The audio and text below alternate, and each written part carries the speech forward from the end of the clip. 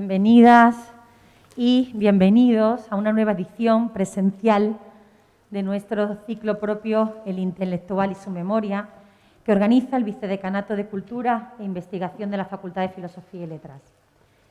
Mis primeras palabras van dirigidas a Francisco Contreras y a Francisco Salvador, que nos acompañan hoy en esta mesa, no solo como entrevistadores, sino como los hacedores que han hecho posible que un intelectual mayúsculo como Máximo Osana, catedrático de Arqueología y director general de museos del Ministerio de Cultura de Italia, esté hoy con nosotros y con nosotras. Van entonces mi agradecimiento y el de todo el equipo de gobierno de este centro, a ellos, unos colegas también mayúsculos, comprometidos no solo con la academia, con la investigación y la docencia en sus respectivas áreas, sino con nuestra comunidad de letras, con la proyección del valor de las humanidades y de su función social, cultural y política. Gracias, Francisco Contreras, y gracias, Francisco Salvador. Y, por supuesto, gracias también a nuestro intelectual, a Máximo Osana, por haber aceptado tan generosamente nuestra invitación a participar en este ciclo. Qué duda cabe, para esta facultad, Máximo, es un honor y un privilegio contar con tu presencia. No me voy a extender mucho en esta presentación, simplemente quisiera volver a llamar la atención sobre el valor que cobra este ciclo propio de la Facultad de Filosofía y Letras en nuestros días, a tenor del formato que lo define, el diálogo. La entrevista como forma de hacer un recorrido por el trabajo de toda una vida intelectual. La entrevista es un género muy conocido, un instrumento de trabajo fundamental para los humanistas. Pero en el resto de campos del conocimiento y de la vida social, este formato ha alcanzado una notoriedad irrefutable en la actualidad, convirtiéndose en uno de los discursos dominantes en el ámbito cultural, político y mediático.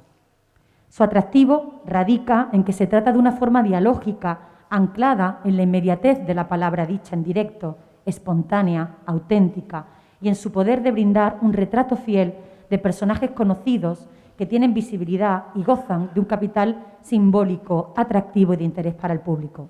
Este aura, podríamos decir con Benjamin, es lo que gusta y atrae de este género y formato que mantiene la ilusión anacrónica de la autobiografía como verdad.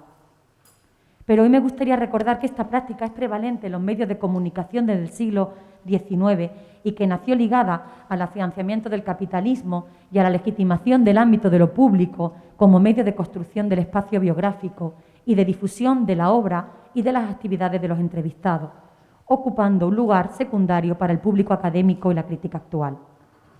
Entonces tendríamos que preguntarnos el porqué de este interés inusitado por la entrevista en las últimas décadas. ¿Qué líneas interpretativas traza este formato en la valoración del estatuto del entrevistado, en este caso de Máximo Osana, más allá de una lectura crítica al socaire de la imagen pública del intelectual? Tal vez se deba a que durante la entrevista se produce un deslizamiento de la persona al personaje, es decir, a la construcción ficcional que supone toda aparición pública. Y esto es lo que me parece más interesante, concebir la entrevista no solo como clave para descifrar la memoria y el ideario de una figura intelectual o como fuente biográfica, sino como un género narrativo más, como un relato en que se despliegan estrategias y sentidos que proyectan una determinada imagen, un modo de leer y de entender una vida y de articular una subjetividad.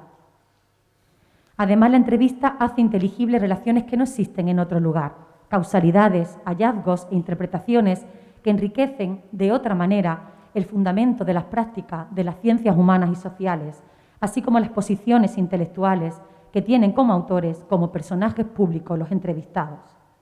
Disfrutemos pues hoy de esas otredades, de esos sentidos y ficciones, de sí y del otro, que nos brindará hoy en la Facultad de Filosofía y Letras de Granada, Máximo Osana, a quien me gustaría que recibiéramos con un fuerte y entregado de carne y hueso aplauso.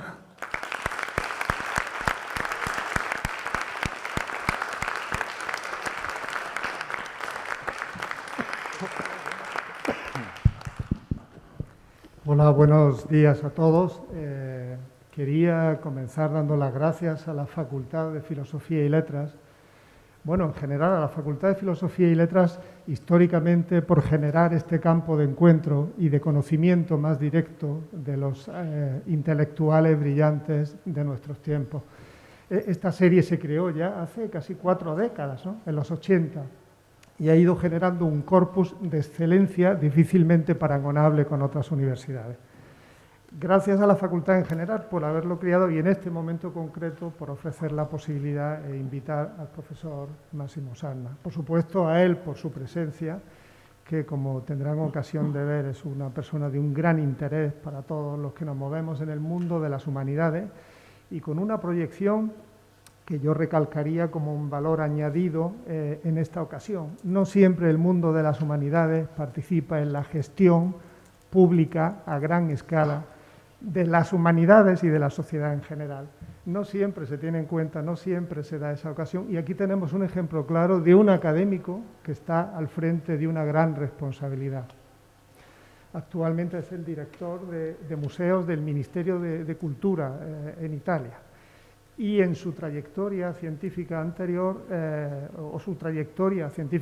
le condujo hasta la posición de catedrático de Arqueología de la Universidad Federico II de Nápoles. Quería también subrayar algo que todos sabemos, pero que no está mal, en un día como hoy. Hoy estamos en un día de fiesta grande, de fiesta mayor. Vuelve la presencialidad completa a la universidad y qué mejor que celebrarla con un acto extraordinario como el que vamos a desarrollar aquí. Además tenemos la ocasión, como habrán visto en los carteles, de celebrar una doble sesión, como en las antiguas sesiones cinematográficas, porque a las 12:30 tendremos la ocasión de escuchar una conferencia sobre Pompeya a cargo del profesor Osanna. Creo que no es pertinente extenderme más, sino darle la palabra, ir dialogando y al final de la sesión estoy seguro de que habremos todos aprendido mucho con sus respuestas. Bienvenido, profesor Osanna.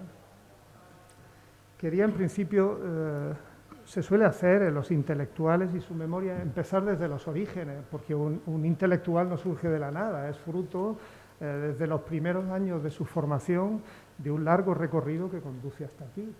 Y bien, el profesor Osanna es nacido en el sur de Italia, en el profundo sur, profunda es Andalucía en el sur, profundo no necesariamente en mal sentido, en la ciudad de Venosa, que vio nacer a uno de los grandes literatos latinos, al gran poeta lírico Horacio, y quería un poco que nos hablara de su trayectoria, de su infancia, de su formación primigenia.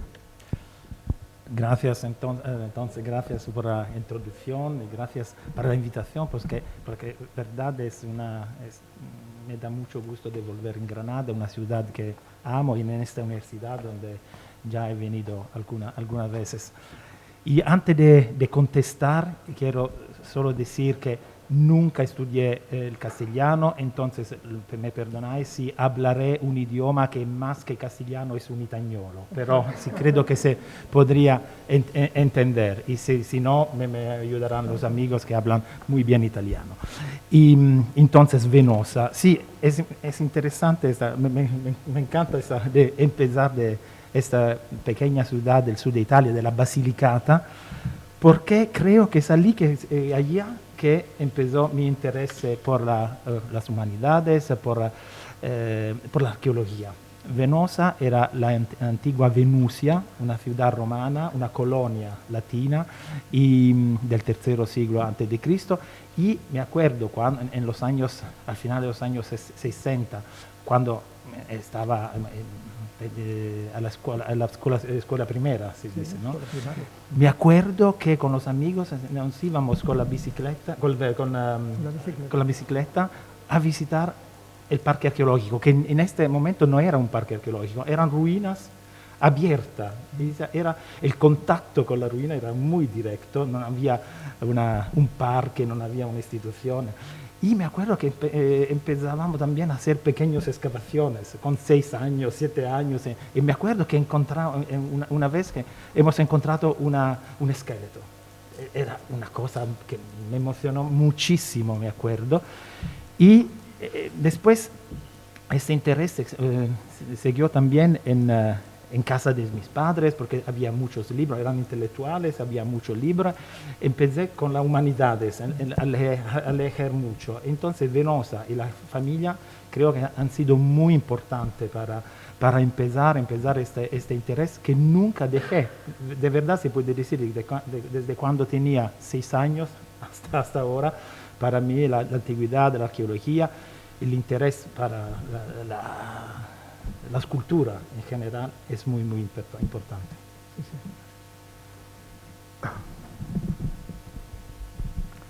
Buenos días, bienvenido. Ya lo teníamos previsto traerlo en la primavera, pero bueno, con la pandemia hubo que aplazarlo y afortunadamente hoy lo tenemos aquí con nosotros. Siguiendo un poco con esa trayectoria que hemos empezado, ¿no? de tu inicio, bueno, en la actualidad eres profesor de arqueología, has vivido contigo el parque temático de Pompeya, una gran revolución.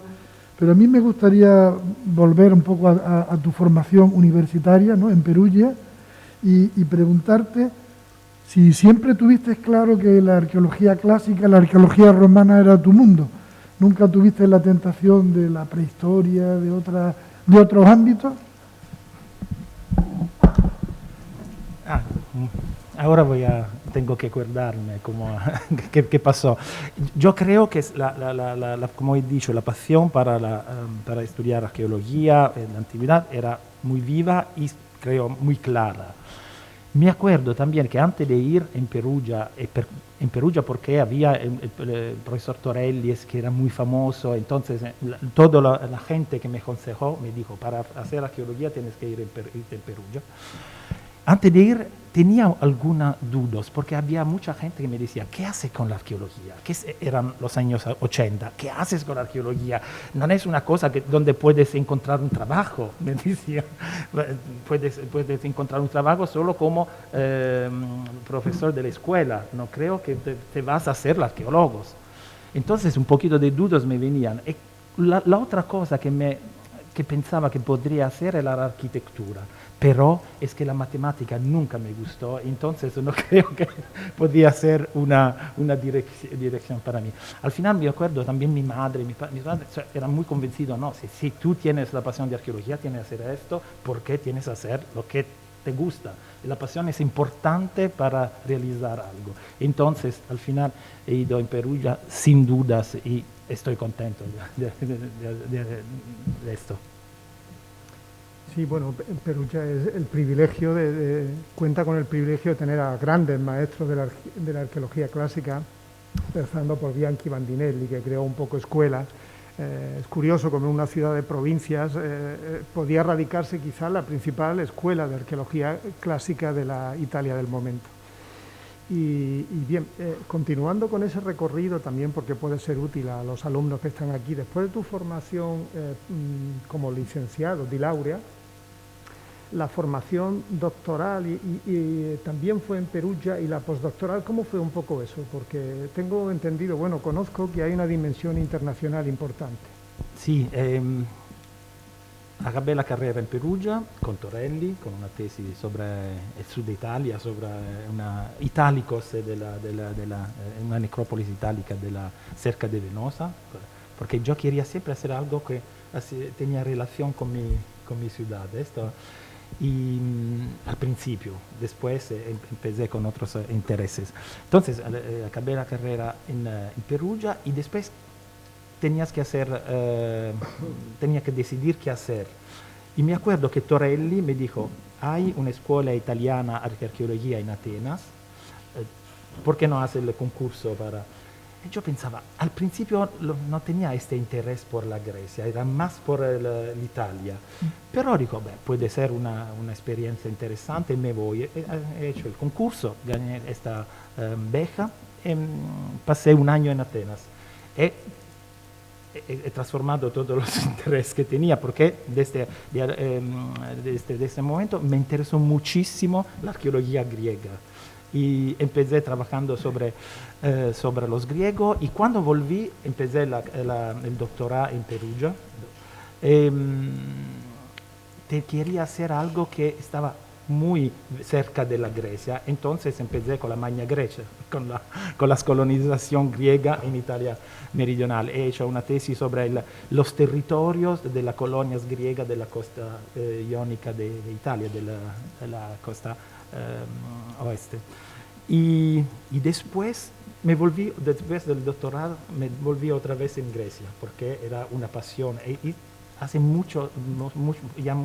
para muchos años, trabajé sobre la Grecia, sobre Pausania, que es un autor que me encantó mucho porque había una edición italiana con texto griego, traducción italiana, un comentario histórico arqueológico, y trabajé sobre este texto para muchos años. Y después, también después de la Grecia, la segunda vez en un año en Atenas, no tenía un trabajo, no encontraba un trabajo, entonces decidí de hacer un otro doctorado en San Marino esta vez, y de historia antigua y de historia de la religión, siempre sobre la religión griega, evidentemente, y con esta beca continué a trabajar sobre la Grecia, sobre todo sobre los cultos de la griego, la religión griega, que otro tema que me interesa mucho.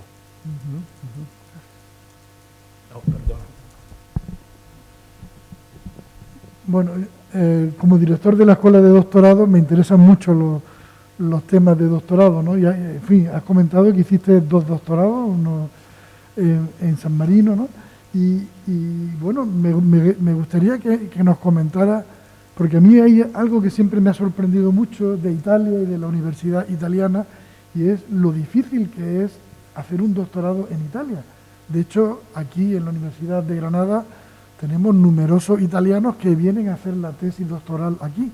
Entonces, yo quería preguntarte un poco cómo fue tu experiencia doctoral y a qué se puede deber esto, ¿no? A que haya esa emigración doctoral. Quiero decir que, antes de contestar, quiero decir que hay alguien mejor que de mí como doctorados, porque hay alguien que ha hecho 3. Entonces, no soy el único. Yo lo he hecho solo porque era desocupado. Él lo hace, y que es mejor como profesor, como catedrático. Esa es una locura, como se puede llamar. Entonces, no, es una broma, evidentemente. Sí, el problema de los doctorados en Italia. El problema de esta inmigración doctoral depende del hecho que en Italia no se puede hacer el doctorado sin beca. Entonces, hay concursos que tienen normalmente 3, 4 becas cada año. Normalmente, por ejemplo, en Nápoles hay un doctorado con historia antigua y arqueología, historia del arte también. Entonces hay 6 becas, pero tienes 2 por arqueología, 2 por...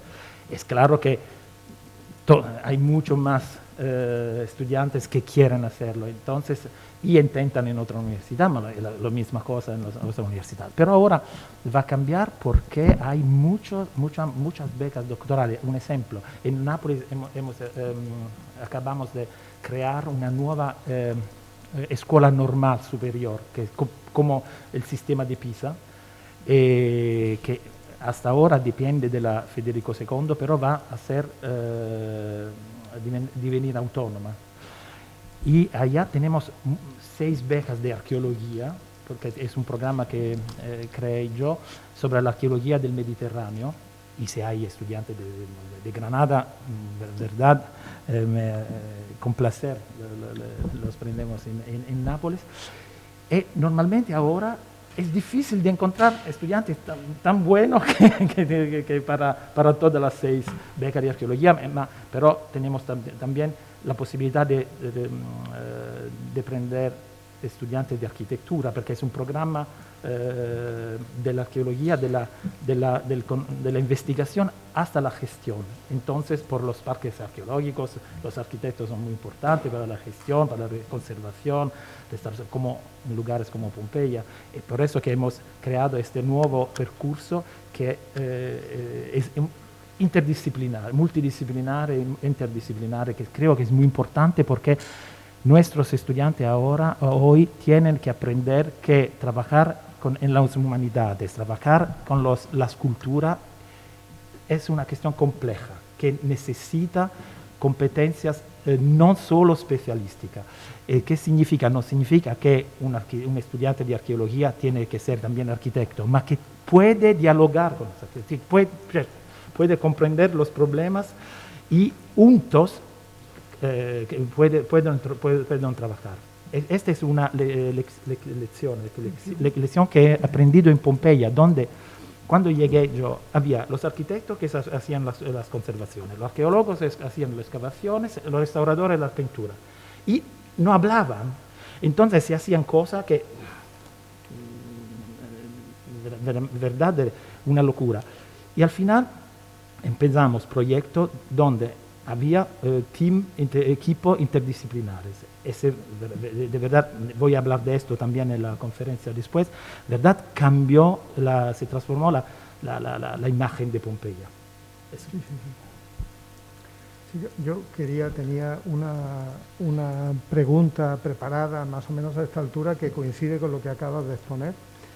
A mí me interesa mucho esa interdisciplinaridad que a veces perdemos de vista porque tendemos a especializarnos demasiado en la metodología y en los protocolos propios de la disciplina en la que nos formamos, y se olvida que en general en el conocimiento, pero particularmente en el mundo de las humanidades, los vasos, bueno, no es que haya vasos comunicantes, es que cada día cuesta más encontrar las fronteras, y por eso me interesaba, como hombre de letras, saber de tus otras inquietudes más allá de la arqueología, en relación con la filosofía, la literatura, otras inquietudes de hombre de letras. Sí, otra cosa que me gustaría, si no había hecho arqueología o arquitectura, me podría gustar de hacer, era la literatura italiana. Cuando era joven he leído muchísimo, he leído no solo literatura italiana, evidentemente, pero la literatura europea, la literatura americana. Entonces, leer me encanta muchísimo.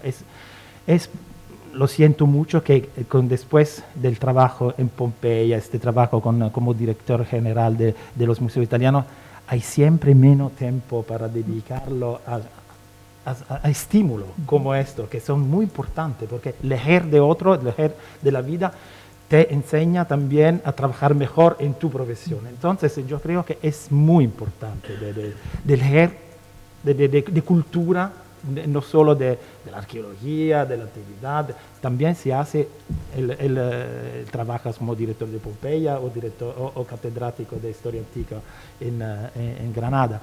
Creo que eso es muy, muy, muy importante. Leer es vivir en la sociedad contemporánea. Eso es una otra cosa, un asunto muy importante para mí.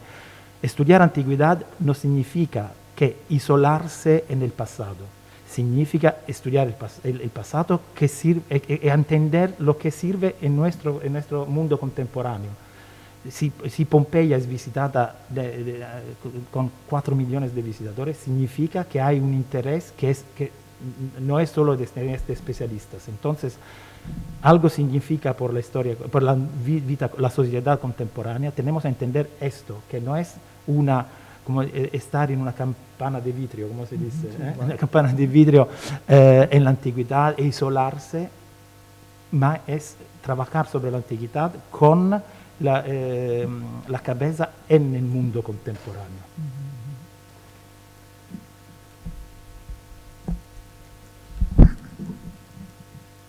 Bueno, yo voy a empezar ya a preguntarte cosas de arqueología y de tu relación con la actividad profesional como arqueólogo, y me gustaría conocer un poco cuáles fueron tus primeros contactos, tus primeras experiencias con la arqueología de campo y cuál fue en concreto tu primer contacto con Pompeya como arqueólogo.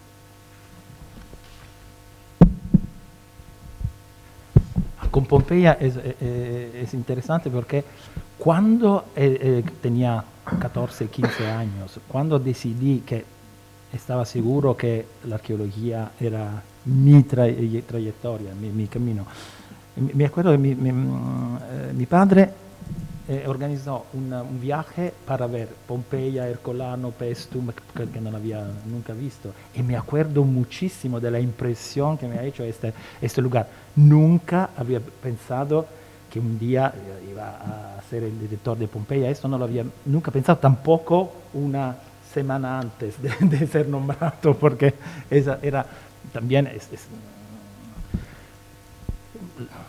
era una cosa muy rara como empecé mi rol en Pompeya. Entonces, pero me acuerdo muy bien la impresión que me ha hecho cuando tenía 15 años. Cuando empecé la universidad, empecé también las excavaciones, claro. Y la primera me acuerdo porque Torelli, cuando me encontró la primera vez, me dice, tienes que ir a excavar cerca de Venosa, de tu pueblo, porque soy muy amigo con el sobreintendente, que es Angelo Bottini, y así empecé una excavación allá, y después en Grecia, cuando estuve en la escuela italiana en Creta, que me encantó muchísimo. Pero esto eran excavación de la primera, ma una que me acuerdo como una también muy divertida, era la excavación del conocido Francisco Salvador Ventura, que es la excavación de Fregelle, que era dirigida para un otro profesor de Perugia, que se llama Filippo Coarelli, muy conocido él también, como un especialista de la topografía de Roma, de la arte romana, helenística y romana. Y organizaba esta excavación en Fregelle, que era una colonia romana con estudiantes de todo el mundo. Entonces había muchísimo de España, de Italia evidentemente, pero de Francia, de Inglaterra. Era una experiencia muy interesante porque era también un primer contacto internacional con colegas, con estudiantes que hacían la misma cosa en otras universidades, y para mí fue muy interesante de conocer amigos, colegas que son amigos todavía de diferentes naciones. Sí, de nuevo la pregunta que tenía más o menos pensada encaja con la intervención, que es la respuesta que ha dado. A mí me interesa mucho subrayar la dimensión internacional, que es algo que por fin en la universidad se ha convertido en algo prioritario. En su momento no lo era. En su momento parecía que la manera de hacer una buena carrera académica era no moverse del lugar. Y ahora, por fortuna, ha cambiado ampliamente. Y un claro exponente de esa dimensión internacional es el profesor Osanna. Ha enseñado, ha tenido contactos, más allá de la formación postdoctoral. Si no recuerdo mal, ha dado clase en la Universidad de Berlín, no sé si en Tübingen también. Hay una clara vinculación con Alemania, además de Francia. ¿Podrías hablarnos un poco de esa dimensión, de esa proyección internacional dentro de tu carrera? Sí, creo que para mí, creo que tienes que ser para todos, la dimensión internacional es fundamental. Y es interesante que cuando empecé la universidad no la tenía, porque venía de un pueblo del sur de Italia, era muy provinciano, pero empecé con estas experiencias en Perugia, las excavaciones, conociendo estudiantes de todo el mundo.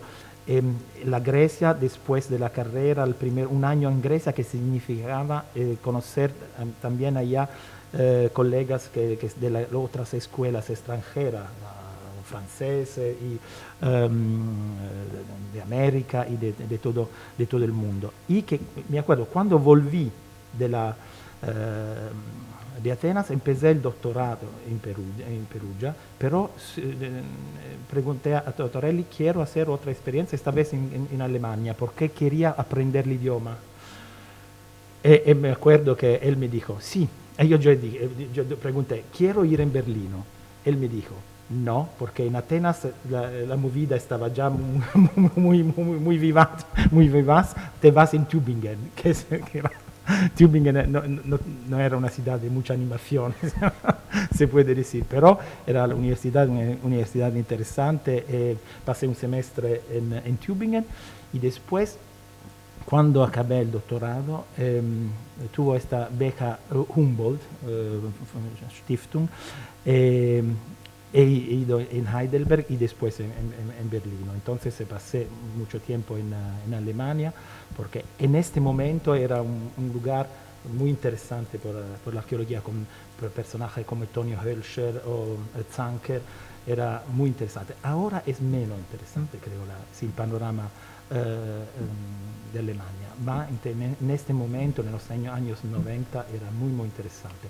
Y entonces siempre tenía el contacto con la Grecia, Alemania era muy importante, y después también la Francia, donde estuve como visiting professor en Parigi, a l'École Pratique, a l'École Normale, y entonces creo que esta dimensión la he tenido siempre, es muy importante, es una dimensión que me falta mucho en este trabajo. Tengo mucho contacto evidentemente con los jefes de museos internacionales, pero esta dimensión de visiting professor es por eso que estar 2 días en la residencia de visiting professor en Granada me hacía recordar qué bonito que era trabajar como visiting professor. Sí. Perdón, Bueno, ya antes nos has contado cómo fue tu primer contacto con Pompeya, ¿no? Pompeya forma parte, yo creo, del imaginario colectivo y es un icono para los arqueólogos. Nunca una catástrofe provocó tantos beneficios para la arqueología y, en fin, resulta un poco duro decirlo hoy que estamos sufriendo, ¿no?, la erupción del volcán de La Palma, pero es verdad que Pompeya ha sido un banco de pruebas para el desarrollo de nuestra disciplina y sobre todo de las técnicas de análisis. Yo te quería preguntar, después de todo el tiempo que has estado en Pompeya, si todavía puede haber algún hallazgo que te emocione. ¿Cuál ha sido el que tú recuerdes que más te impresionó de la amplia panoplia, ¿no?, de hallazgos que han aparecido allí? Y también te quería preguntar, ¿qué se siente cuando realiza una excavación arqueológica en un yacimiento donde la vida y la muerte están tan presentes? Porque al fin y al cabo no estás excavando solo las ruinas, sino que sabes que ahí hay personas que murieron, ¿no?, y que están ahí todavía. Pompeya es un lugar increíble, claro, es un lugar que no es importante solo, como yo digo, para su primera vida, que se acabó con la erupción del 79. Es un lugar con muchas vidas. Hasta ahora tiene tan visitadores porque es un lugar que no es solo porque está tan bien conservada, creo, más un lugar donde puedes reflexionar sobre asuntos importantes de la vida, la relación con la muerte, la relación con la catástrofe. Entonces Pompeya es verdad un lugar muy importante también para reflexionar sobre nuestros valores más profundo, más intenso. Y claro que he vivido mi experiencia en Pompeya con mucha pasión, pero también con mucha emoción.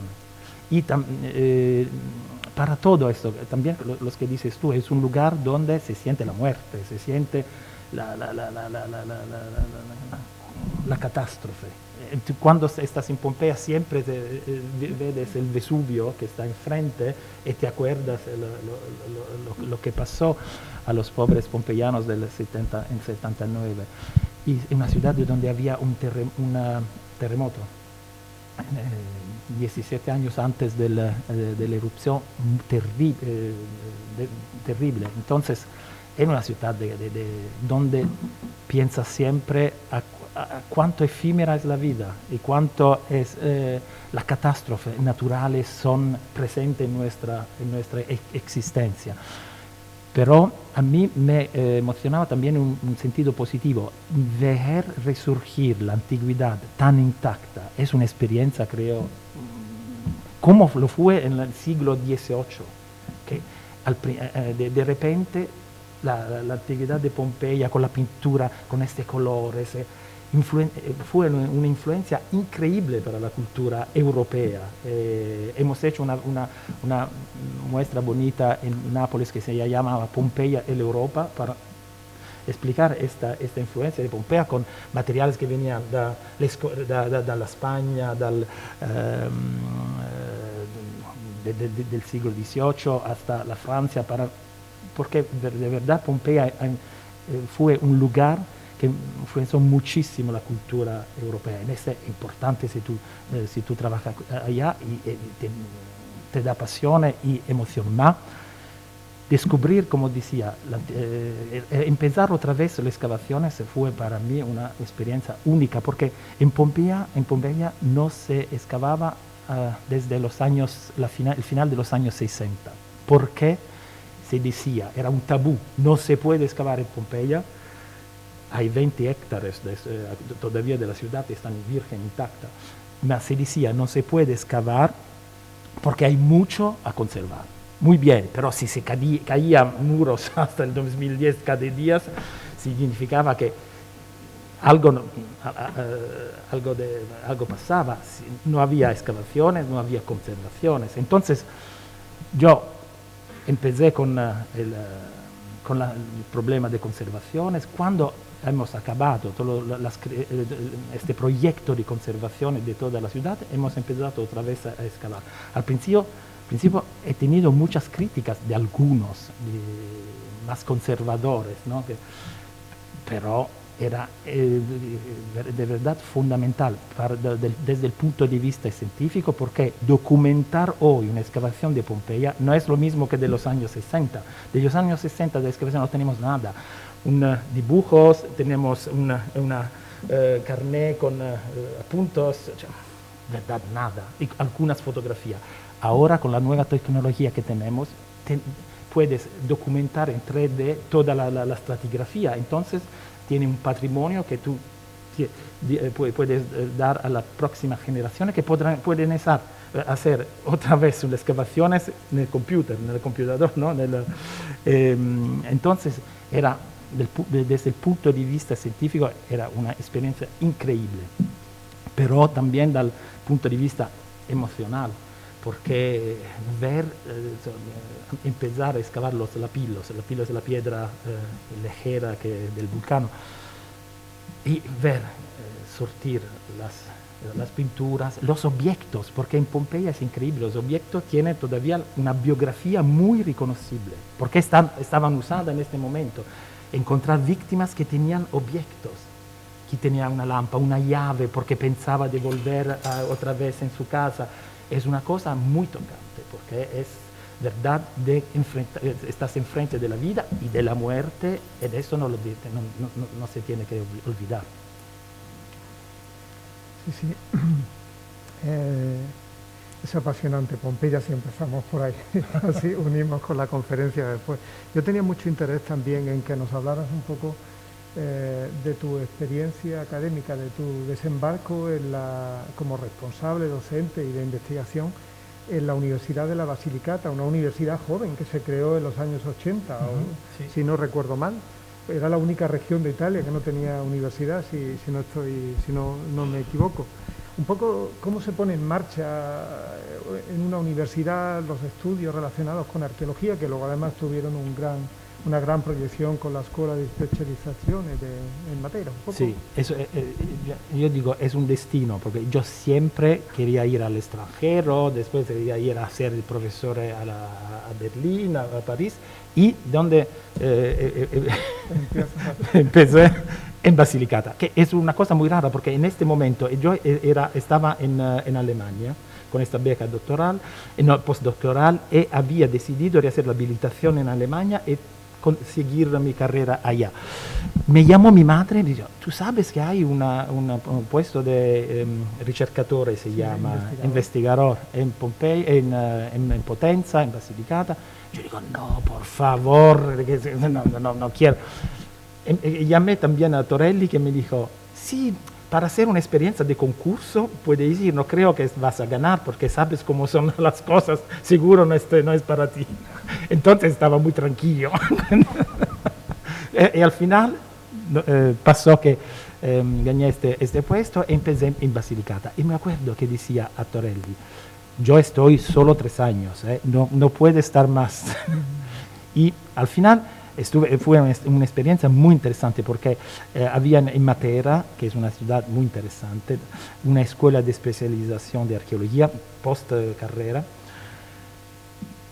He devenido director, después de profesor, he devenido director de esta escuela, que fue una experiencia muy interesante porque empecé a transformarla en una institución internacional, con relaciones con todos, venían también estudiantes del extranjero, muchos profesores, entonces al final me quedé como director creo 10 años y me la pasé bien porque teníamos ocasiones de hacer muchas excavaciones en la región, que era una región muy interesante, con todos los estudiantes de la escuela, más sí, también con los estudiantes del mundo, que venían de Canadá, venían de Francia, venían de España, lo sabes bien.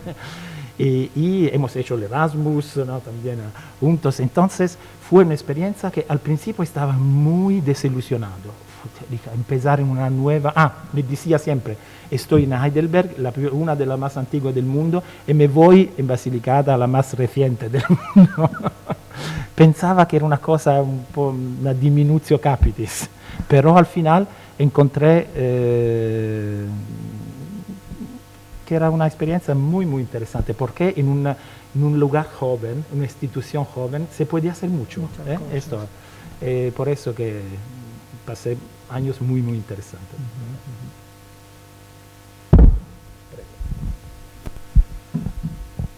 Bueno, siguiendo un poco con esta relación profesional y académica, has comentado antes, yo creo que ya algunos habrán puesto la antena, ¿no? De esas becas predoctorales que podemos establecer algún tipo de convenio entre Granada y la Universidad de Nápoles. Y yo quería preguntarte en este punto, ¿cuáles han sido tus relaciones con el mundo académico español? ¿Qué tipo de contactos tienes? Y con algunos has llegado a participar en algún proyecto, en fin, ¿cuáles son tus relaciones con los arqueólogos españoles? Siempre he tenido relaciones con arqueólogos españoles. Empecé en Granada porque, como he dicho, la amistad con Francisco Salvador empezó en los 89. Niños. Ellos ya en este año he devenido asociado, ¿cómo se dice? Profesor asociado, ¿cómo se dice? Profesor asociado. Sí, titular. Titular. Era titular, muy joven, ya titular. Entonces empecé con él, he venido aquí en Granada a hacer conferencias, pero también con otras universidades, por ejemplo con Madrid, desde los tiempos de Perugia, porque Perugia era Torelli tenía muchas relaciones con Julio Mangas, por ejemplo, y Olmos, Ricardo Olmos. Entonces, gracias también a Torelli, empecé a tener relaciones con los colegas de España, de diferentes universidades de España. Y continué también en Pompeya, porque en Pompeya hay muchos equipos que son de Universidad Española. La última descubrimiento de Pompeya es una tumba muy interesante, una inscripción, que la hemos hecho con la Universidad de Valencia. Una tumba muy interesante con un cuerpo que no está incinerado como normalmente los pompeyanos en este momento, ma está inhumado, se dice inhumado, ¿sí? Y casi mumificado, con los pelos, era muy raro, y con una inscripción que dice el nombre, lo que hacía ese personaje, muy interesante. También el país ha dedicado una página sobre este descubrimiento. Entonces, las relaciones con personajes de España, José María Luzón, por ejemplo, están siempre muy estrechas, y espero que van a continuar así. Sí, bien, el tiempo va avanzando rápido, pero bueno, vamos a ver si las preguntas teníamos preparadas para una conversación de mucho tiempo, pero vamos aligerando un poquito. Quería, en ese tiempo en el que estuviste en la Basilicata, tuviste la primera ocasión de ocupar un cargo de gestión como superintendente de la región. ¿Cómo se llega a la gestión, cómo llega a la gestión un investigador con una trayectoria amplia? ¿Cómo desembarca en ese mundo? Quería un poco saber cómo empiezas y saltas a Pompeya. ¿Cómo es un poco? No, es complicado. esto es complicado y verdad no puedo contestar porque a mí me vino un poquito espontáneamente. Cioè, tenía siempre interés en la gestión y nunca he hecho escuela de marketing, escuela de economía de la gestión de las culturas, pero me acuerdo que esta experiencia en Basilicata era muy interesante para mí para aprender también un otro aspecto que es muy importante y que normalmente cuando acabas una carrera de arqueólogos, por ejemplo en Italia, y empiezas a trabajar como funcionarios públicos en un parque arqueológico, en una superintendencia, no tienes las nociones fundamentales para gestionar. Esto es importante. Creo que en tenemos que reflexionar nosotros como académicos. Es importante que preparar de verdad los estudiantes a las profesiones que vienen después de la carrera, porque tener solo una preparación humanista no puede servir para hacer el catedrático, pero no es suficiente si tú te vas a gestionar el patrimonio público, por ejemplo. Es por eso que en Nápoles hemos hecho esta escuela doctoral con una arqueología del Mediterráneo y que desde la investigación hasta la gestión del patrimonio. Es por eso porque en Italia también había una falta de formación en este aspecto.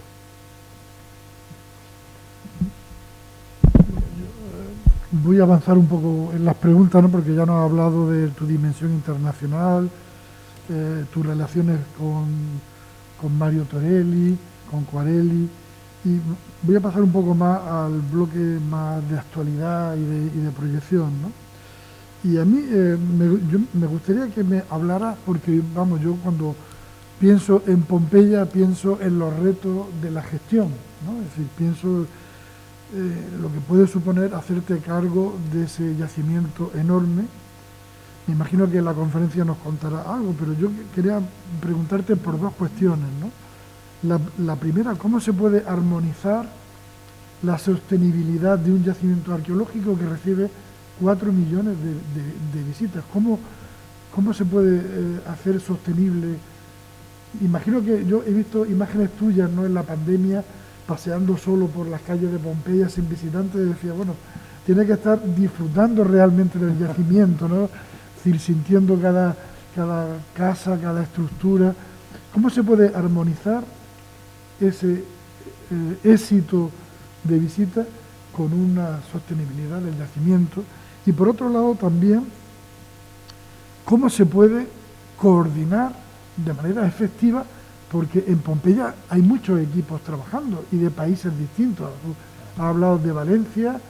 Me imagino que será difícil, ¿no?, el poder conseguir que todos sigan unas mismas pautas de documentación, de registro arqueológico, que eso después repercuta en el yacimiento, que no se vaya a las distintas universidades. En fin, te quería preguntar por esos retos de gestión. Empiezo con la cuestión de la sostenibilidad. Es un problema, claro, pero tenemos que también recordar que Pompeya, como muchos, como la Alhambra, son lugares de la humanidad. Entonces, tú no puedes cerrar un lugar de la humanidad porque es perjudicial para la conservación. Tienes que aprovechar metodología que pueden salvar Pompeya sin reducir o cerrar el lugar para mucha gente. Nunca yo pensé que era el número clauso, ¿cómo se dice? El Sí, número, número clauso. número clauso era una cosa que se podía hacer en Pompeya, porque es un lugar de la humanidad, no es nuestro yacimiento. Entonces, claro que tienes que pensar a la primera cosa, el mantenimiento programado y ordinario. Claro que si muchas personas pasan sobre los mismos pavimentos, hacen daño. Es por eso que tienes que programar no solo el mantenimiento programado de las estructuras antiguas, pero tienes que programar pasarelas, por ejemplo, como hemos hecho en Pompeya. Las casas que la abrimos con todas las estructuras que sirven para no destruir este lugar. Y también hacer con el utilizo de nueva tecnología, con app, con hacer itinerarios diferentes, intentando desviar los flujos que son siempre en Pompeya, los tradicionales, Día de la Abundancia, el lupanar, porque es el sexo, y los calcos, la muerte, ¿no? La visitador normal quiere ver el sexo y muerte, es la atracción. Entonces tiene que empezar, por ejemplo, durante la pandemia, que cuando no se podía, era también peligroso de recibir mucha gente, he cerrado la lupanar, porque claro que si todos se van allá, tienes que cerrarlo. Ahora lo hemos abierto otra vez, pero es claro que es necesario de un proyecto complejo, un master plan complejo de gestión del sitio que desde un lado piensa a la manutención programada y del otro a formas de valorización compatibles y sostenibles, como tú dices, con el flujo de visitadores. Y yo digo también, este flujo que puede ser un daño para la sostenibilidad del yacimiento arqueológico, es también un lujo para nosotros, porque 4 millones de visitadores que han aumentado muchísimo.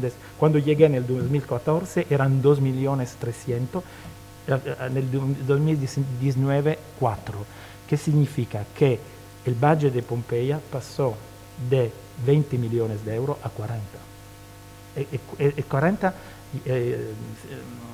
la utilizamos en Pompeya, 8 millones, el 20% lo damos al ministerio para los museos más pobres, ¿no?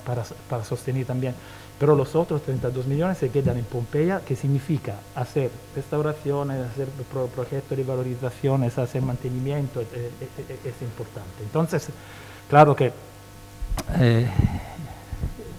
necesitas una reflexión general sobre la sostenibilidad. Este es el primer aspecto. Lo otro que es muy importante coordinar. Y cuando llegué en Pompeya empecé de una manera un poquito dirigista, se dice dirigista, sí. Porque me di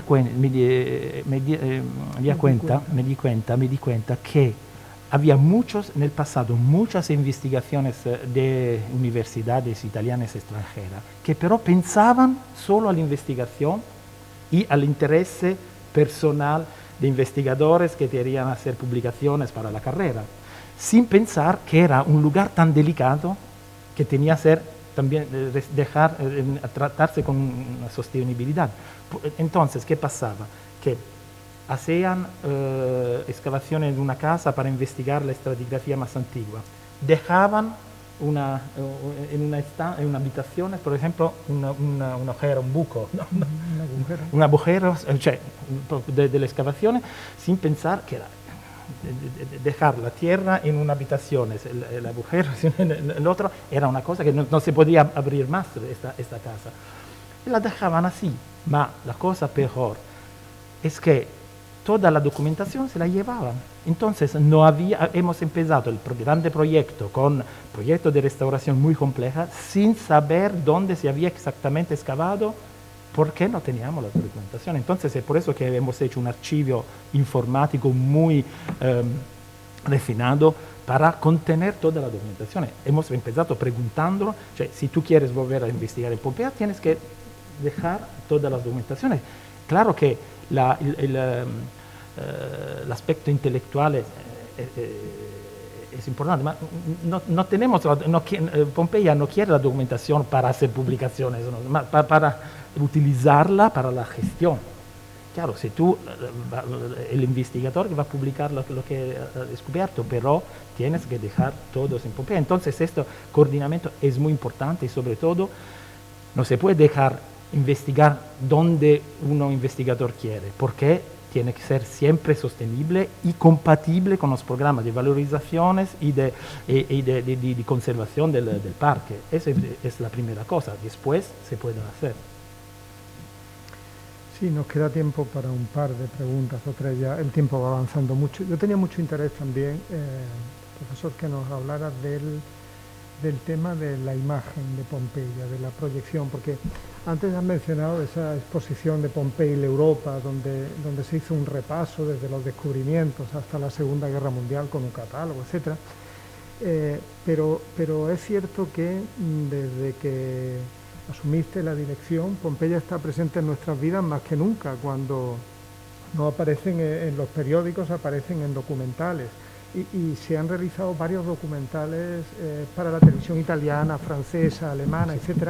O sea, ¿en qué medida esa imagen fílmica, esa proyección fílmica tiene que ver con la presencia de Pompeya en nuestra vida cotidiana actualmente?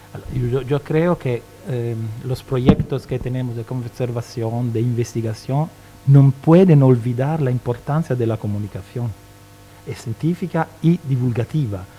Este no es nuestro patrimonio, nuestro de los arqueólogos que trabajan allá, es patrimonio de la humanidad. Entonces es un deber de transmitir este patrimonio. Cuando hemos empezado en Pompeya a hacer algo, a hacer restauraciones, a hacer excavaciones, siempre hemos comunicado, siempre. Y demasiado puede ser, ¿eh? ¿Por qué? No, porque había también críticas, algunos periódicos que era muy sensacionalista, pero yo creo que lo que hacemos es sensacional. Es sensacional, porque sí, cuando hemos descubierto en los últimos meses este carro de bronce con la decoración, es una cosa tan increíble que nunca hemos visto. Entonces tienes que comunicarla en una manera sensacional. ¿Y por qué? Porque tienes que estar pervasiva e ir no solo en Italia, ma en el mundo. Y es por eso que la comunicación es muy importante, como es importante la documentación fílmica, hacer los vídeos. Hemos hecho este documentario con una sociedad francesa y con la RAI, que hemos hecho un acuerdo. Entonces ellos estuvieron un año en Pompeya filmando a los arqueólogos que trabajaban. Al final han hecho este documentario. En la conferencia después voy a mostrar 3 minutos de como un tráiler de este documentario, y que ha tenido un éxito increíble. Lo han puesto en la RAI 2 por la tarde, pasada Navidad. 2,5 millones de personas lo han visto. La primera tarde. Eso era un éxito increíble. Y entonces creo que es necesario comunicar lo que hacemos también porque la gente pueda entender qué significa hacer arqueología. Porque si no, la gente piensa que la arqueología todavía de hacer un poquito de estudiar fragmentos cerámicos que no tienen utilidad para nuestra sociedad. La arqueología es muchas cosas y tienes que comunicar, tienes con un lenguaje que es un lenguaje que comprensible, que se puede comprender. Lo puede comprender el joven, lo puede comprender los adultos, pero lo pueden comprender las personas que no son especialistas de arqueología. Los problemas de nuestros museos, sobre todo museos arqueológicos en Italia, es que hasta ahora no había mucho. Pompeya es una excepción porque es un lugar de la humanidad, pero hay muchísimos museos muy interesantes que están vacíos. ¿Por qué? Porque tienen un lenguaje que no está adaptado a la sociedad contemporánea. Si tú te vas en un museo, te ves un vaso que te escribe abajo, arriba los protocorintios, ¿qué información es? Y hay mucho así. Entonces, lo esfuerzo que tenemos que hacer ahora, este es mi trabajo ahora, es de convertir la comunicación en los museos, la comunicación en los parques arqueológicos, el lenguaje. ¿Por qué tenemos que utilizar lenguaje que entienden también las personas más jóvenes? Si no, la arqueología va a ser una cosa muy de polvo ¿no? que está relegada en el pasado sin interés para nuestra sociedad contemporánea. Es por eso que para mí no es un problema cuando en Italia había un debate increíble porque el director del Museo Egipcio de Torino ha hecho hacer un video de un cantante que se llama Mahmoud, creo, muy contemporáneo, en las salas del museo. Había los conservadores, un escándalo, el patrimonio que se va a hacer a disminuir. ¿Por qué? ¿Por qué? ¿Qué significa? Este es un lenguaje que entienden los jóvenes y que puede interesar a los jóvenes. Entonces, gracias también a esas cosas, pueden ser interesados a conocer una realidad donde no pensaban de ir. Entonces, la cuestión del lenguaje es fundamental y de los lenguajes. Tenemos que abater las barreras cognitivas en nuestros museos. Ese es uno de los asuntos que tenemos que hacer ahora en Italia, también con los dineros del Recovery Fund, que llega mucho y tenemos que utilizarlo deprisa y bien. Bueno, ya vamos terminando. Yo quería hacerte una pregunta relacionando la actividad arqueológica con la ciudad, con la sociedad, no solamente Pompeya, con todo lo que es el área tan rica, ¿no?, de Nápoles. Y es cómo se puede proteger ese patrimonio arqueológico tan importante cuando también pasa en Andalucía, cuando sabes que existen grupos organizados, grupos especializados que utilizan técnicas mafiosas, como puede ser el caso de la camorra napolitana. ¿Cómo te afecta a ti o te ha afectado como director de Pompeya ese entramado que cuando tú estás en Pompeya no lo sientes, pero que, bueno, me imagino que existirá, ¿no?, con todo el comercio de las antigüedades, etcétera? ¿Cómo lo has vivido tú esto? Sí, claro, es un problema. Cuando me preguntaban también al principio en Pompeya, así tenía sentor de la presencia de la camorra, yo contestaba, estamos en la región vesuviana y no estamos en Bolzano. Entonces, claro que sí, pero la cosa interesante, es importante, que en este momento del grande proyecto, cuando habían llegado en Pompeya 100 millones de euros, que teníamos que utilizar deprisa y bien, hemos creado una estructura muy fuerte para contrastar también las infiltraciones mafiosas y camorristas. ¿Cómo?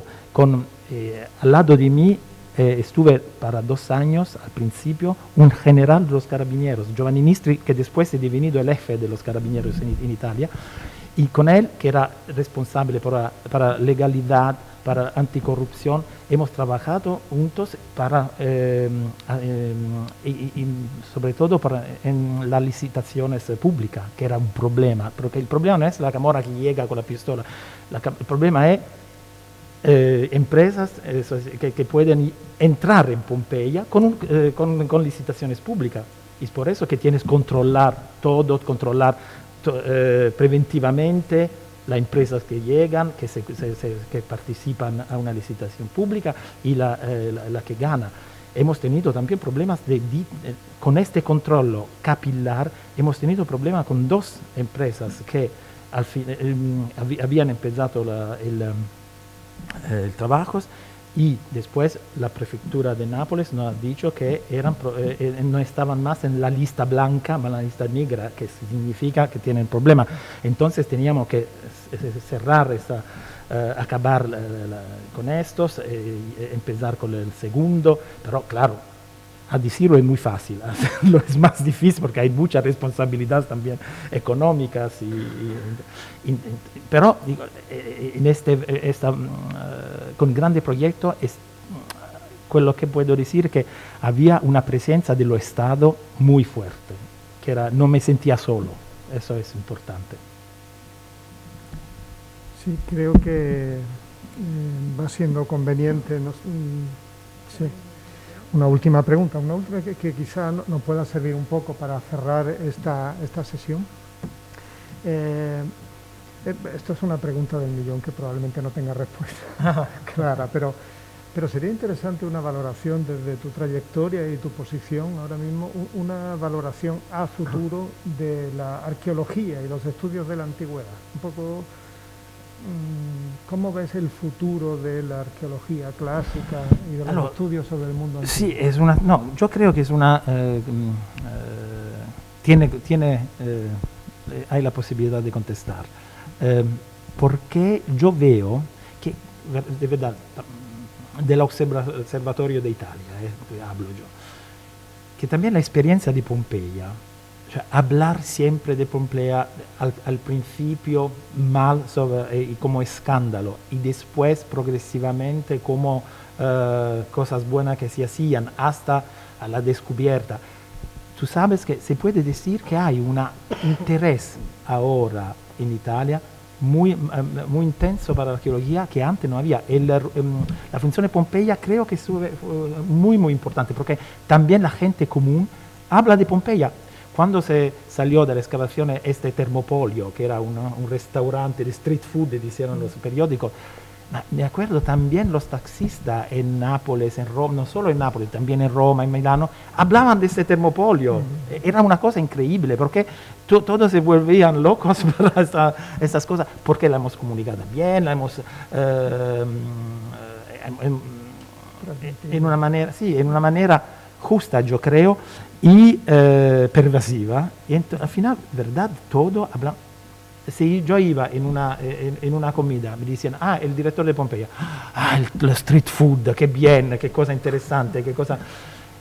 había gente que ahora la hemos abierta, porque hemos restaurado muy deprisa, porque era tan importante, la hemos abierta. Hay un montón de gente que viene en Pompeya solo para ver, que han ya visto Pompeya, que para ver este lugar. Entonces, creo que sí, como decía, si la comunicas bien, si comunicas verdad lo que hacen los arqueólogos, cuánto complejo es el backstage del trabajo, cómo es un trabajo interdisciplinario que no es importante solo por los arqueólogos, también por los hombres de ciencia. Piensa en equipos multidisciplinarios, la importancia de los químicos que hacen los análisis. Hemos entendido lo que se comía en este termopolio porque hemos hecho las análisis de cromatografía líquida, ¿no? Para saber si había el vino, si había otras cosas. Hemos analizado todos los restos que había también pequeños, entendido que había los patos, por ejemplo.